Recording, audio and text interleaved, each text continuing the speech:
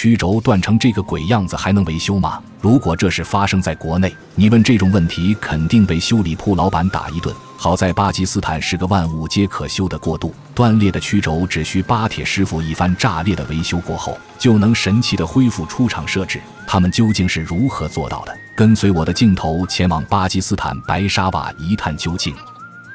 鉴于曲轴已经完全断掉了，想用胶水将其粘回来是不可能的了。师傅打算用拼接的方式进行维修，所以在维修前，首先要记录曲轴的各个部位的尺寸，这样修好的曲轴才能和原厂保持一致。全部数据记录下来后，就可以将断裂的轴杆固定在车床绞盘上。由于这根轴杆的长度也是很长的，这就需要一个中心支架将其给固定住，这样才能找到轴杆的中心点。启动车床检测轴杆同心没问题后，接下来就可以将断裂的端面车销平整了。像这种轴杆的拼接，师傅不仅要保持二者同心同轴，同时还需根据以往的加工经验，在轴杆中心钻出一个用于拼接的副台阶，在确定孔位的深度后，接着使用麻花钻进一步扩大孔径。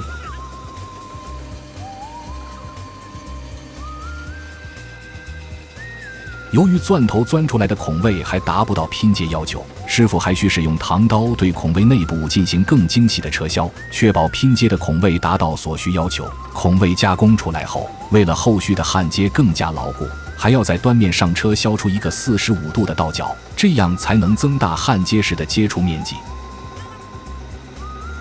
坡口车削出来后，这根轴杆就加工完成了。为了让两段轴杆的拼接更加牢固，师傅打算用这节圆钢作为拼接件，用来连接曲轴轴杆的主要材料。但圆钢的尺寸还达不到所需要求，这就需要师傅将圆钢进行剪裁车削，将其塑形至预留出来的尺寸一样。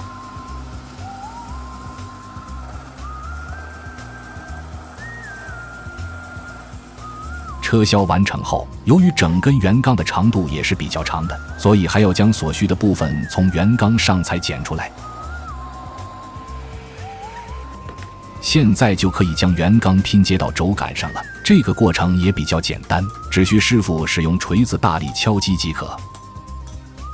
拼接到位后，为了和另一段的轴杆更好的拼接，师傅还要在轴杆上车削出外螺纹，这样不仅避免了同心出现偏差，还能确保拼接后的曲轴强度更高。在师傅熟练的走道下，此时轴杆上就已经加工出了螺纹。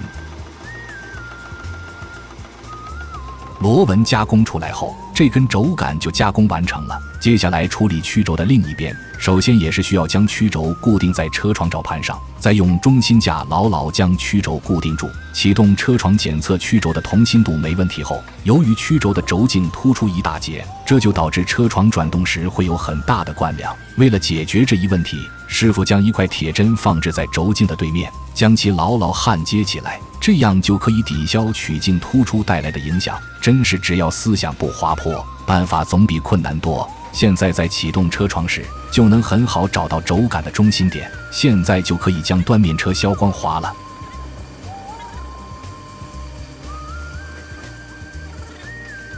由于另一段轴杆已经预留出了拼接突触，所以就要在曲轴上进行打孔处理，而孔位的内径就是另一段轴杆预留出来的外径。师傅使用不同标号的钻头反复破孔，在钻头确定孔位深度之后，继续使用唐刀进行更精细的切削。为了确保每一步的精确性，每次切削后都会用卡尺检测孔径，以避免任何尺寸误差。当孔径终于与轴杆的外径一样后，由于另一段轴杆已经加工出了外螺纹，所以曲轴就需要车削出内螺纹，这样与轴杆的螺纹就能相互咬合。在师傅熟练的走道下，此时孔内就已经加工出了内螺纹，现在就可以将另一段轴杆拼接回来了。由于师傅加工的精度也是比较高的，所以两者拧动时非常丝滑。